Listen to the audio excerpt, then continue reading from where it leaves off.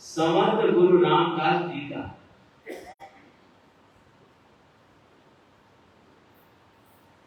जीवन बड़ा ही सरल और शांत था। मान अपमान में वो समान रहते थे। कैसी भी उनके जीवन में परिस्थिति आ जाए, हर परिस्थिति में समान रहते थे।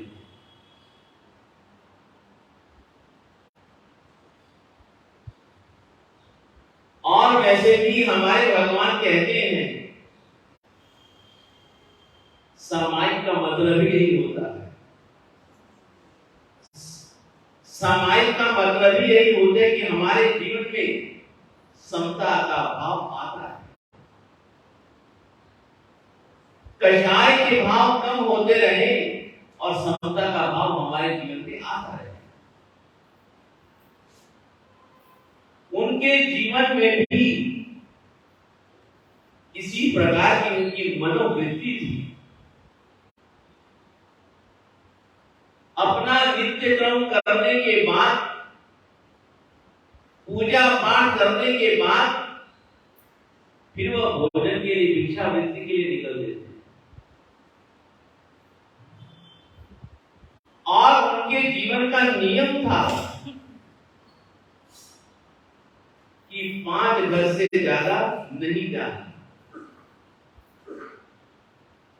5 घर से ज्यादा भिक्षा लेने के लिए नहीं जाना। उन्हीं 5 घरों में जो मिल जाए वह स्वीकार कर लेते। कैसा भी भोजन मिल जाए, इन 5 घरों में स्वीकार कर लेते थे। और जिन घरों में आज गए हैं, कल उन घरों में नहीं जाते। इस प्रकार नित्य नए नए इलाके में, नए नए घरों में वह भिक्षावृत्ति के लिए घूमा करते थे।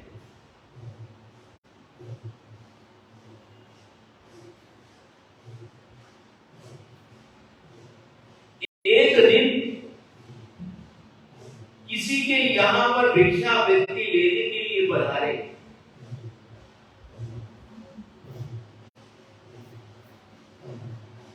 दरवाजे के ऊपर खड़े होकर के उन्होंने जय श्री राम का उच्चारण किया।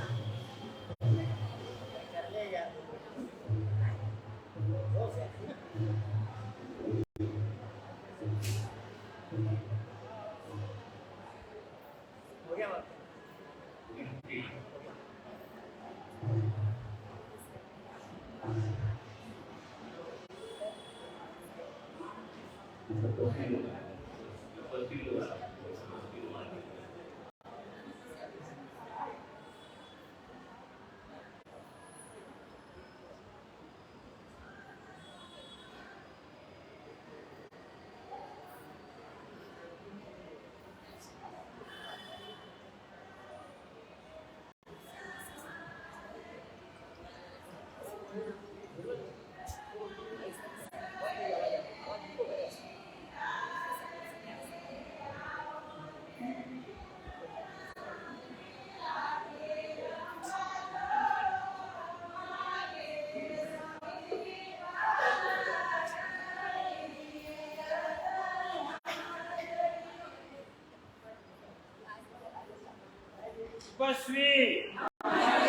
उपस्वी उपस्वी तपस्या करने वालों को तपस्या करने वालों को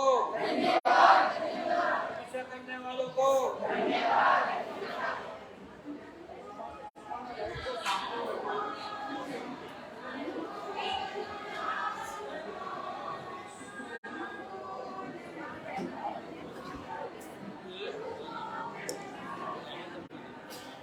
स्पीकर की वो पीछे लगा हूँ इसलिए बहुत आवाज नहीं है।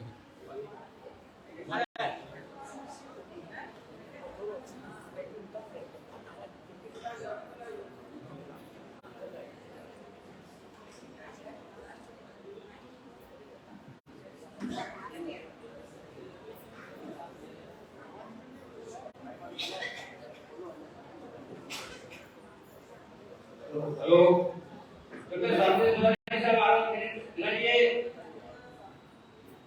चालू है, चल रहा है अभी शांतिपूर्ण से बैठिए देखिए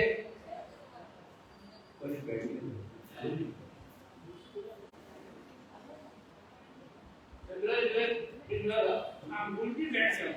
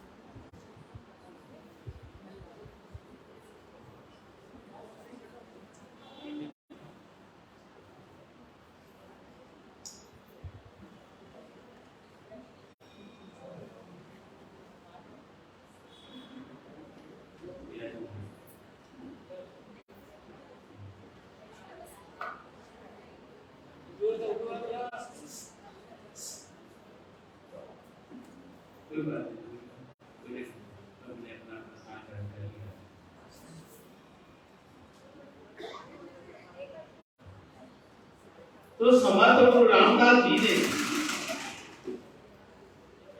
जैसे ही घर में जाकर के आवाज लगाई,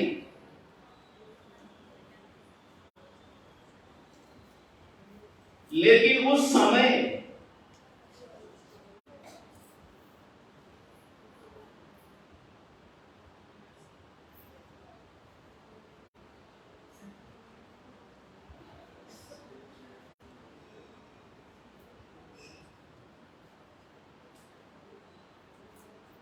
जैसे ही समर्थ गुरु रामदास जी वहां पर खड़े हुए आवाज लगाई,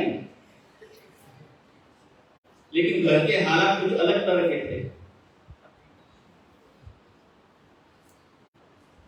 थोड़ी देर पहले ही पत्नी में तू मैंने हो गई। पति ने तो बोल करके घर से बाहर चले गए,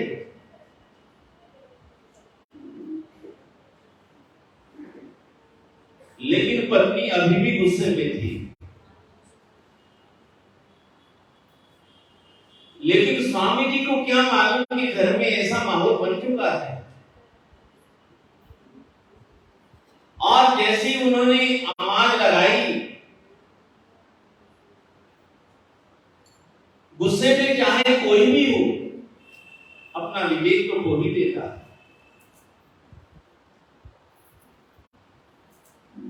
घर का काम करते करते उसने स्वामी जी को यही बात कह दी कि जब देखो मांगने के लिए आ जाते हैं, इतना सुंदर तुम्हारा शरीर है, मांग करके खाते हो, मेहनत करके नहीं खा सकते।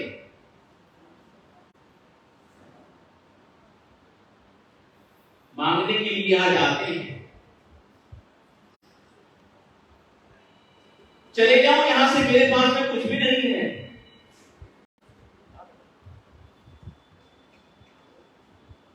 स्वामी जी समझ गए।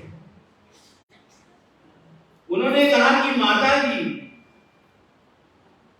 मैं जिस घर में जाता हूं वहां से बिना लिए नहीं जाता, मैं लौटता नहीं। जब तक आप मुझे कुछ दोगी नहीं, मैं यहां से जाऊंगा नहीं। आप जो भी देना चाहती हैं वह मुझे दे दीजिए।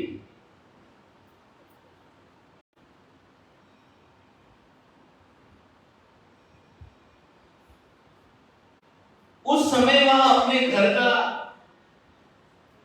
साफ सफाई कर रही थी। उसके हाथ में जो भी कपड़ा था उसने उठाकर के स्वामी जी को दे दिया, स्वामी जी की झोली में डाल दिया। स्वामी जी कुछ नहीं बोले, स्वामी जी कुछ भी नहीं बोले। वहां से चल दिए, कपड़े को फेंका नहीं, कपड़े को लेकर के नदी किनारे गए, अच्छी तरह से उसको धोया, साफ सुथरा किया। साफ सुथरा करने के बाद उन्होंने उस कपड़े की बत्तियां बनाई। स्वामी जी ने उस कपड़े की बत्तियां बनाई।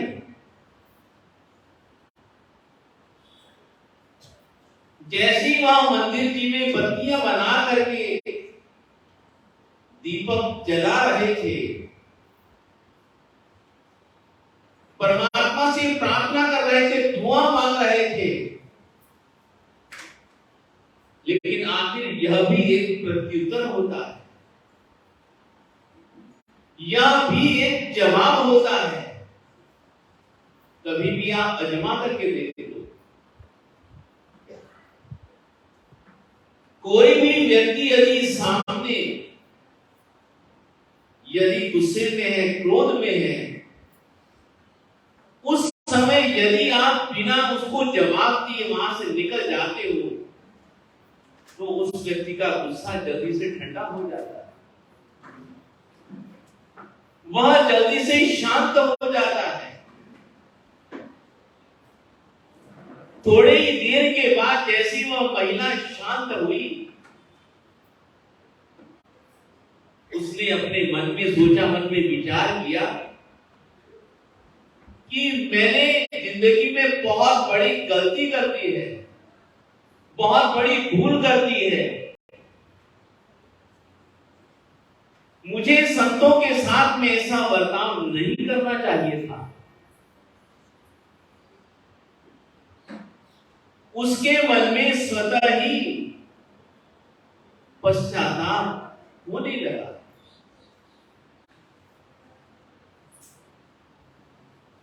कि मुझे संतों के साथ में ऐसा बर्ताव नहीं करना चाहिए था।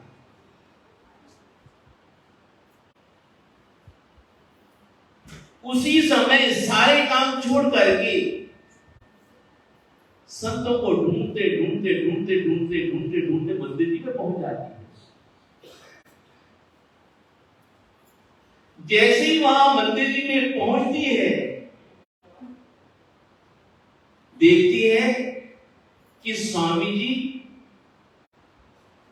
बत्ती बना करके दीपक जला रहे हैं भगवान के सामने। लेकिन सबसे पहले उसने भगवान की तरफ नमन नहीं किया, सबसे पहले संतों के चरणों में गिर पड़े, रोने लगी, आंखों में आंसू आ गए, बिलख बिलख के रोने लगी कि स्वामी जी मुझे क्षमा कर दो, मुझे माफ कर दो, मेरे से बहुत बड़ी गलती हो चुकी है।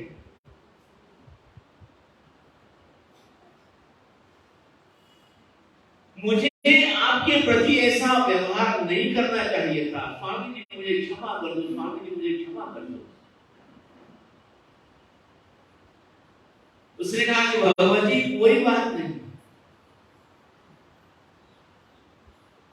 यदि तो तू मुझे भोजन में, यदि तो तू मुझे भोजन देती, भोजन कुछ भी देती, तो कितने समय तक रहेगा? यदि तू मुझे भोजन देती तो कितने समय तक रहेगा? भोजन मेरे शरीर में जाए। लेकिन आज जो तूने जो मुझे भिक्षा दी है, आज दिन तक मुझे इस प्रकार की भिक्षा किसी ने नहीं दी।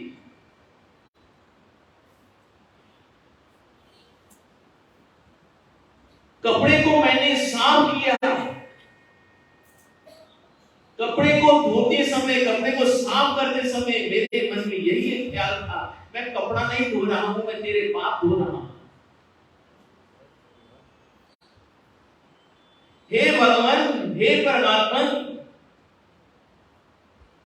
ये कपड़ा नहीं मैं धो रहा हूं, ये कपड़ा मैं नहीं धो रहा हूं, ये क्या कर रहा हूं? उसके पाप धो रहा हूं। अरे इस व्यक्तियों के, पापियों के पाप संत नहीं धोएंगे तो और कौन धोएगा? और उस कपड़े को धो करके मैंने बत्ती बनाई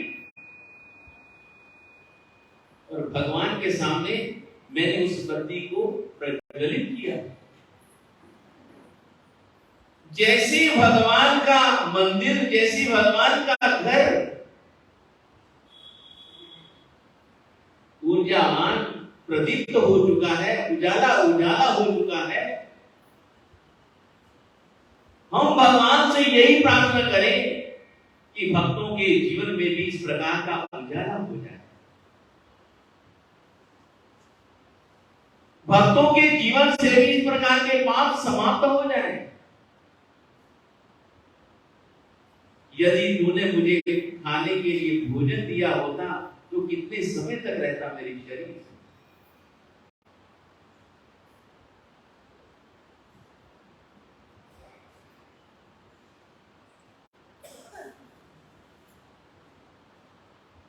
लेकिन लिखने वाले ने बड़ी सुंदर बात लिखी है,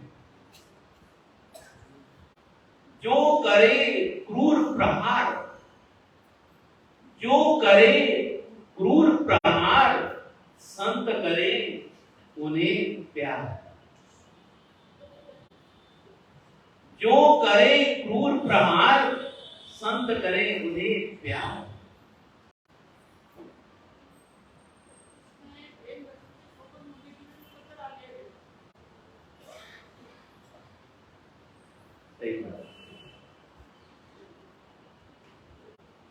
तो जिस प्रकार से उन संतों ने भगवान के सामने दीपक जलाया और दुआ मांगी, जैसे वह संत सबके लिए दुआएं मांगते, उसी प्रकार से हमारे भगवान के सबके लिए यही दुआ करते हैं। यह जो हम प्रतिदिन पूजाएं पढ़ाते हैं, यह जो हम प्रतिदिन पूजाएं पढ़ाते हैं, इसमें कुछ भी नहीं है। क्या है? भगवान का चरित्र है। आप एक एक ढाल, एक एक दोहा जब हम पढ़ते हैं, उसमें बहुत गहरी बातें बताएंगे। भगवान का चरित्र है, उसमें कुछ नहीं है। इसी बहाने हम बार बार भगवान के जीवन चरित्र का श्रवण करते रहते हैं, भगवान के जीवन चरित्र का उच्चारण करते रहते हैं। तो बड़ी सुंदर बात हमारे महापुरुषों ने लिखी है, जग दीपक प्रगटावा, जग दीपक प्रगटावा, तप तपता उद्यान, तीन दीपक नी पूजना, करते केवल ज्ञान। यह जो तप करते हैं हम, और जो भगवान तप करते हैं, भगवान के तप का यही उद्देश्य रहता है कि जग दीपक प्रगटावा। बड़ी सुंदर उपमा दी है हमारे महापुरुषों ने। इसके पहले एक बात याद रखिएगा,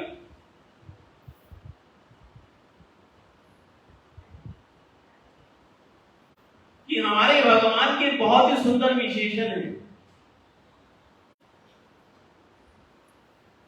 भगवान श्री पार्श्वनाथ जी के बड़े सुंदर विशेषण है।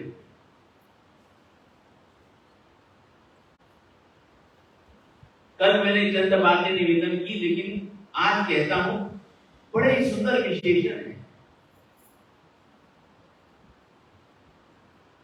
गौर करना नहीं करते हो तो गौर कीजिएगा। सबसे पहला जो शब्द उन्होंने निवेदन किया, दो बार पासम पासम कहा, दो बार पासम पासम कहा। एक तो भगवान श्री पार्श्वनाथ प्रभु का नाम, उनकी कृपा भी हमारे पर बरसे, और दूसरा पार्श्व यक्ष। इसलिए दूसरा कौन? पार्श्व यक्ष। इसलिए आचार्य श्री भद्रभाव स्वामी जी ने ये दो शब्द बड़े ही सुंदर के रखे, पासम पासम। दो शब्द बड़े ही सुंदर रखे हैं, पासम पासम। एक तो भगवान श्री पार्श्वनाथ प्रभु और दूसरा श्री पार्श्व यक्ष। आप इस बात को ऐसा ही समझिए कि भगवान तक पहुंचने के लिए किसी चौकीदार की या सचिव की सिफारिश तो होती ही रहती है। वो सिफारिश हमारी कौन करेगा? पार्श्व यक्ष हमारी सिफारिश करेंगे। इसलिए आचार्य श्री भद्रभाव स्वामी जी ने दो बार पासम पासम कहा। कितनी सुंदर कल्पना की हमारे आचार्य श्री भद्रभाव स्वामी जी ने, क्योंकि कहते हैं भगवान तो हमारे वीतराग है, लेकिन हम अपनी परंपरा में कहते हैं कि जो भगवान की उपासना करते हैं, जो भगवान का नित्य स्मरण करते हैं, उपासना करते हैं, पूजा करते हैं, भगवान का नित्य ध्यान करते हैं, भगवान तो उन्हें कुछ नहीं कहते हैं, लेकिन जो यक्ष होते हैं उन्हें सब कुछ प्रदान कर देते हैं। कितनी सुंदर उपमा क्यों कर देता कि हमारे भगवान तो वीतरागी है, लेकिन जो यक्ष है, जो भगवान की आराधना करते हैं, उनकी हर मनोकामना यक्ष लोग, जो उनके उपासक होते हैं, उनके जो सेवादार होते हैं, हमेशा भक्तों की मनोकामना को परिपूर्ण कर देते हैं। इसलिए हमारे मंदिरों में केवल परमात्मा नहीं होते, उनके यक्ष यक्षिणी भी होते हैं, उनके यक्ष और यक्षिणी भी होते हैं, तो वही हमारे ऊपर कृपा करते हैं।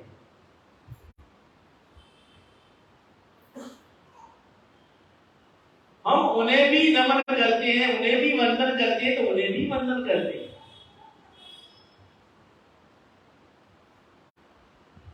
दोनों की कृपा चाहिए, दोनों की कृपा चाहिए। फिर भगवान के लिए कहते हैं मंगल कल्याण आवासम।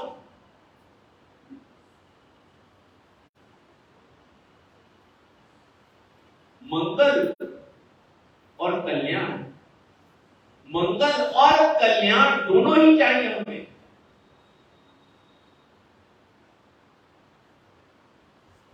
मंगल भी चाहिए और कल्याण भी चाहिए।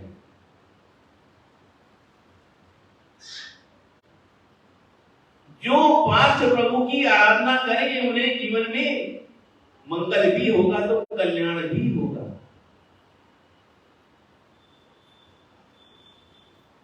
ऐसे ऐसे हमारे भगवान की क्या है? उपमाएं हैं।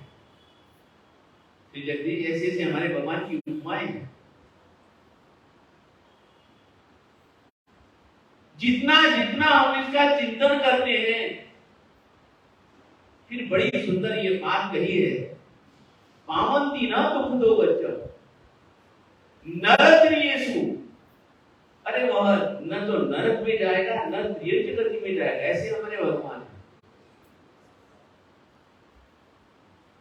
ऐसे हमारे पास प्रभु हैं। पावंती न दुख दो बच्चों,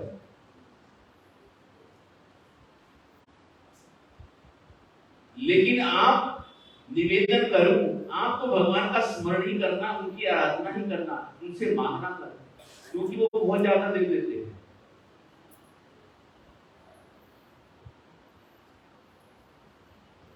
मांगने से तो जितना मांगोगे उतना ही मिलेगा, लेकिन नहीं मांगोगे तो भगवान जो योग्य समझेंगे हमें वह दे देंगे। जो योग्य समझेंगे हमारे लिए वह भगवान हमें प्रदान कर देंगे।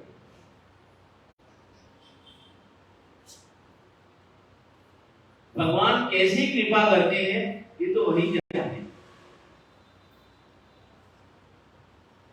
इसलिए भगवान जो तप करते हैं और हम जो तप करते हैं, हम भगवान के बताए हुए मार्ग का अनुसरण करते हैं। लेकिन पूजा के दोहे में ये बात स्पष्ट कही गई है, जग दीपक प्रगटावा। कोई सूर्य की उपमा नहीं दी, कोई सूर्य की उपमा नहीं दी, कोई और कोई उपमा नहीं दी, दीपक की उपमा दी, दीपक की उपमा दी। दीपक को आप कहीं पर भी जलाओ उसने तो उजाला ही देगा।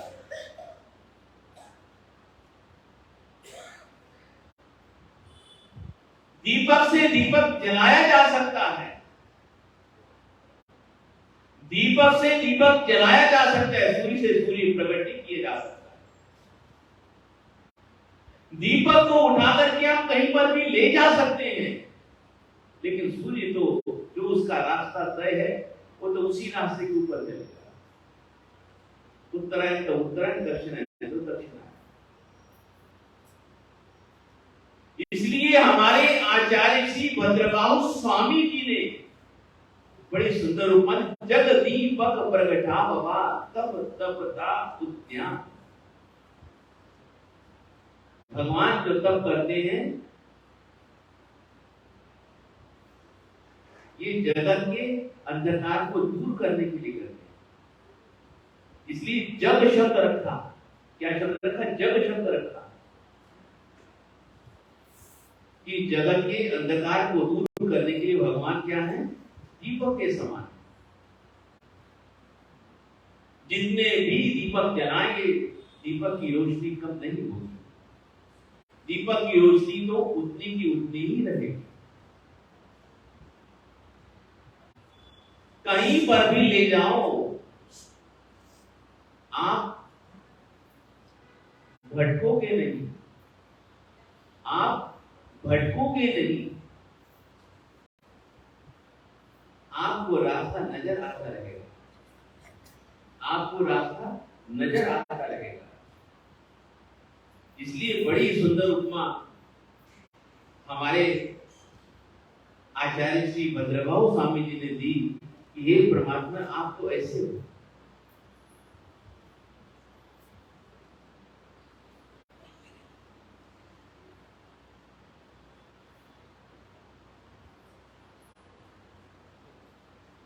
गुस्ताखी माफ एक बात कहने जा रहा हूं।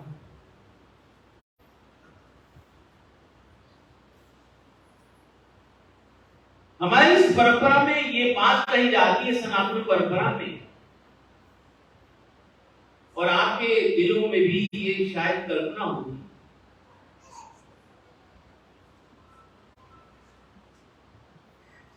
कि भक्त बड़े होते हैं कि भगवान बड़ा होता है। नहीं, बड़ी सुंदर बात है, बहुत सुंदर बात है, बहुत सुंदर बात मुझे अच्छी लगी कि भक्त बड़ा होता है या भगवान बड़ा होता है। तो लिखने वाले ने बड़ी सुंदर बात लिखी, भक्त बड़े भगवान से।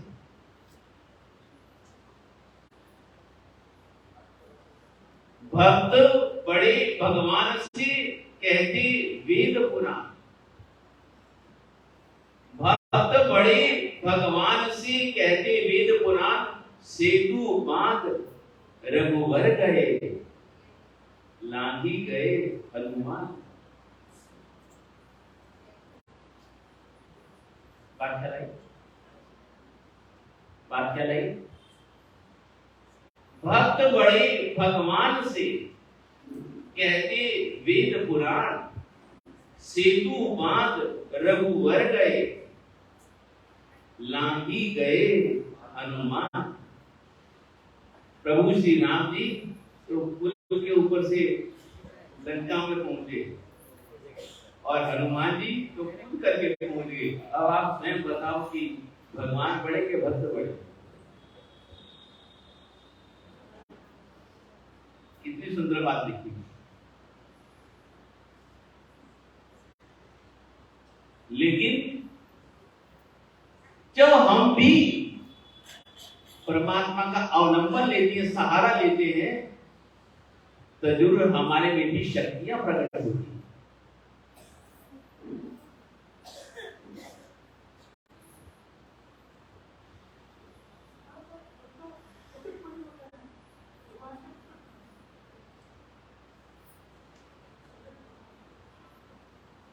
एक बात और ध्यान रखिएगा, शुरुआत तो हमें ही करनी होती है। शुरुआत तो हमें ही करनी होती है। भगत तू चल, भगत तू चला चल, भगत तू चला चल, चार कदम। भगत तू चला चल चार कदम, प्रभु खींचे चले आएंगे हजार कदम। पहले कम से कम चार कदम तो चलो। पहले सबसे पहले कम से कम चार कदम तो चलो, फिर भगवान स्वतः ही चले आए।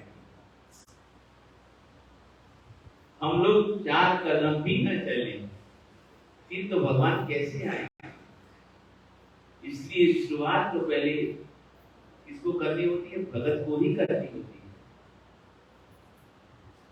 जब भगत चार कदम चलते हैं तो भगवान हमारे सामने स्वतः ही चल के आ जाते हैं।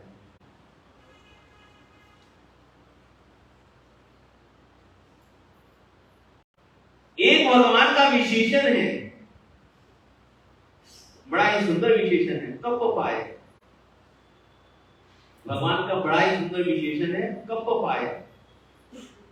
यानी कि हमारे भगवान क्या है? कल्प वृक्ष है। हमारे भगवान क्या है? उपमानी कप पाए, यानी कि कल्प वृक्ष के समान।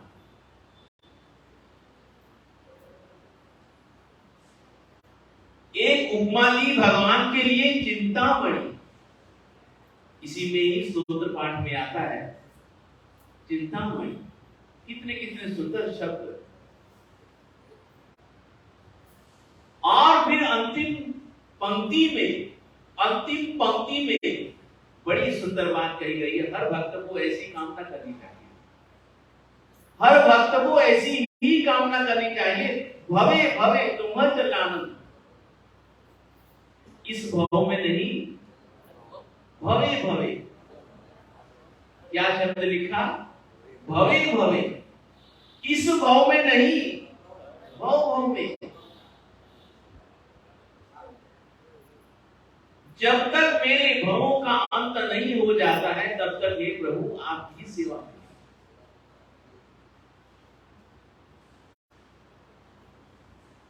कहने का अभिप्राय मेरा इतना ही है कि ऐसे प्रभु का कल निर्वाण दिन था। ऐसे प्रभु का कल निर्वाण दिन था जो भक्तों के ऊपर हमेशा अहर्निश कृपा बरसाते रहते हैं। इसलिए हमेशा जिंदगी में भवे भवे इस शब्द को याद रखना। भगवान का दर, भगवान का कार्य कभी भी छोड़ना नहीं।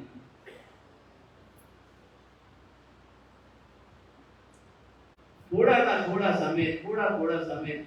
समय परमात्मा के लिए निकाल दिया करो।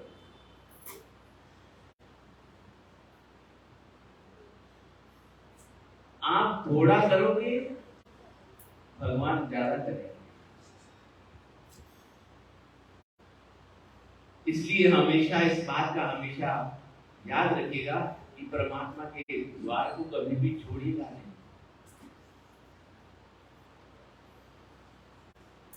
भगवान का हमेशा सहारा रहेगा, हर क्षण सहारा रहेगा, हर मुसीबत में सहारा रहेगा। और सबसे बड़ी बात तो यह कह दी हमारे आचार्य श्री भद्रभाव स्वामी जी ने, वो शब्द है क्यों मगज जी, किसी भी प्रकार का उपसर्ग हो, विघ्न बाधाएं हो, वो सबका हरण, यानी कि आपका वह समाप्त हो जाएगा। क्या हो जाएगा? समाप्त हो जाएगा। ऐसे भगवान की छत्र छाया, वैसे भगवान का कल अपन लोगों ने निर्वाण कल्याण मनाया। हमेशा परमात्मा का द्वार कभी भी छोड़िएगा नहीं, चाहे कहीं पर भी रहो, किसी भी हालत में रहो, स्थिति में रहो, लेकिन भगवान का द्वार तो छोड़िएगा नहीं, छोड़िएगा नहीं, छोड़िएगा।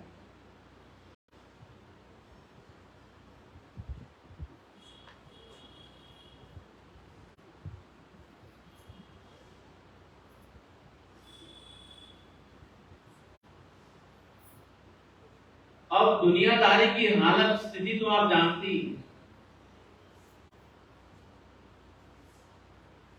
महिलाओं में सत्संग की बड़ी प्रबल भावना रहती है, और सही बात है इनके पास समय भी होता है।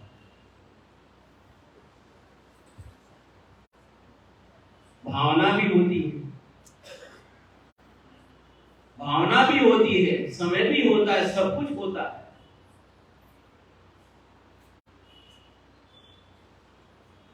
संख्या से ही पता लग जाता है।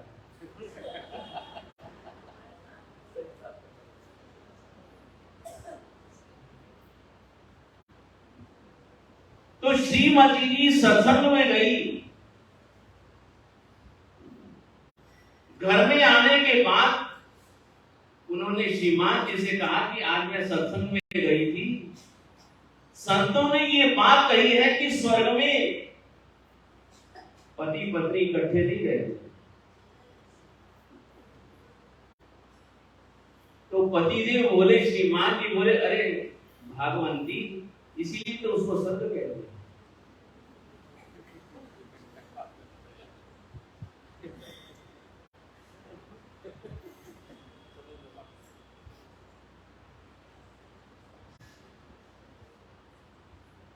स्वर्ग में इकट्ठे नहीं रहते, लेकिन यहाँ तो इकट्ठे बताते हो, बहुत बहुत धन्यवाद है। सभी बोलिएगा, जब भक्त नहीं होंगे भगवान कहाँ होंगे, जब सभी बोलिएगा,